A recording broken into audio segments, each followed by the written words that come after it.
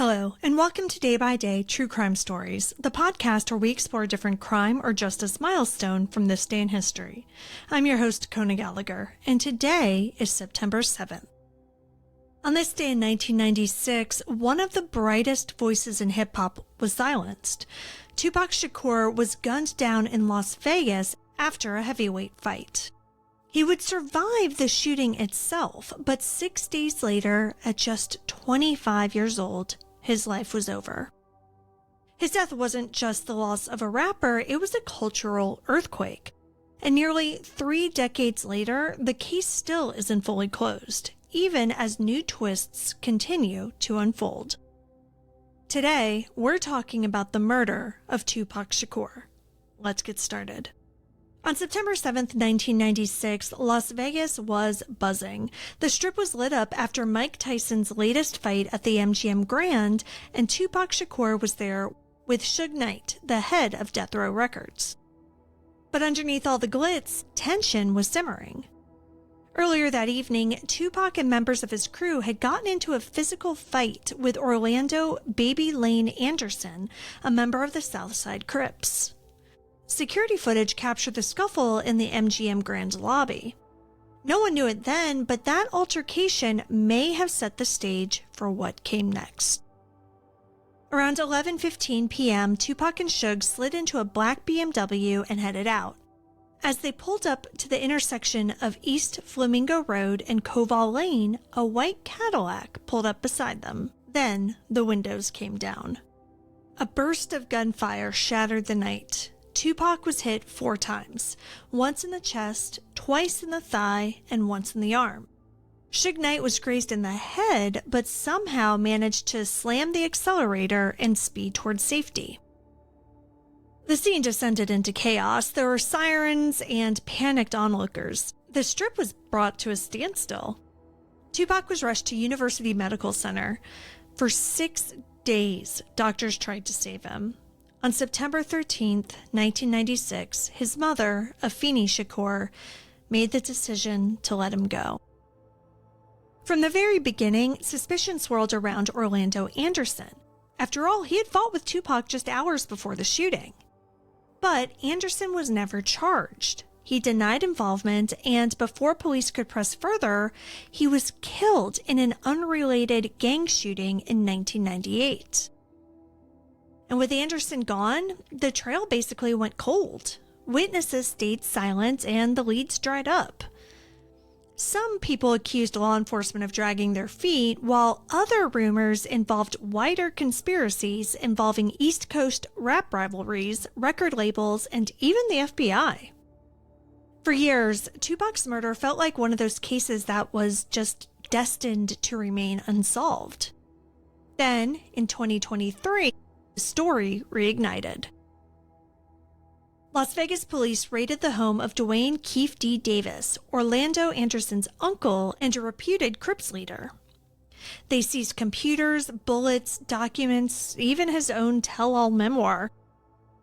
But Davis had been an open secret in the case for years. In interviews and in his own 2019 book, he had boasted of being in the car that night, the white Cadillac.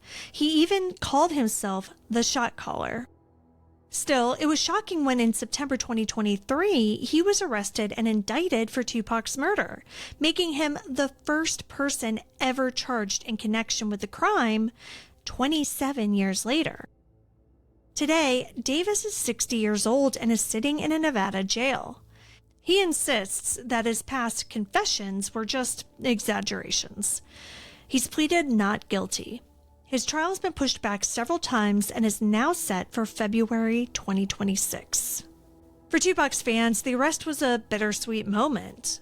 Finally, someone was facing justice, but there's still no certainty about who actually pulled the trigger. Now, to understand Tupac's murder, you have to understand the climate of hip-hop in the 90s.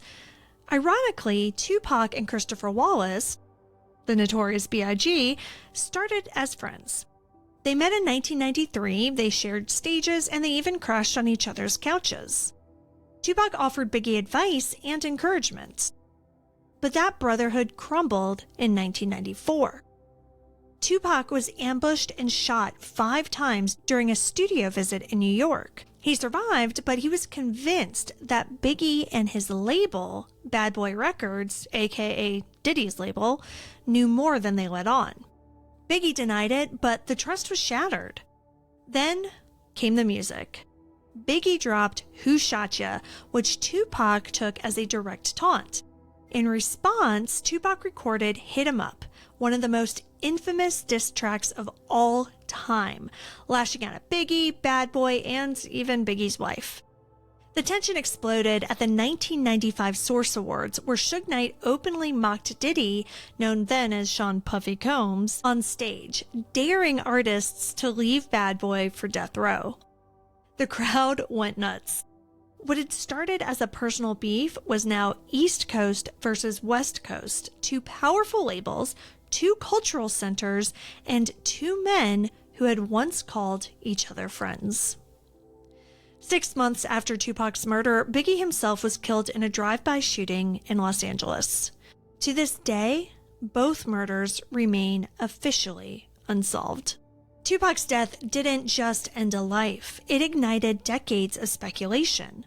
Not only have there been books and documentaries, but a ton of conspiracy theories. I know I'm not the only one who heard that Tupac is alive in Cuba.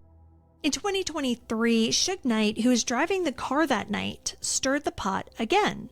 From prison, he claimed that Tupac's mother, Afeni, may have consented to stop life-saving efforts, believing that her son wouldn't want to live in such a damaged state. He also suggested that Diddy could have been involved, which of course Diddy has strongly denied. But beyond the conspiracies, Tupac's legacy is undeniable. He wasn't just a rapper. He was a poet and an activist.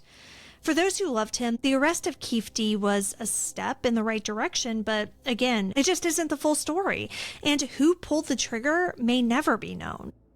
But Tupac's impact is impossible to erase. Thank you for joining me on today's episode of Day by Day True Crime Stories.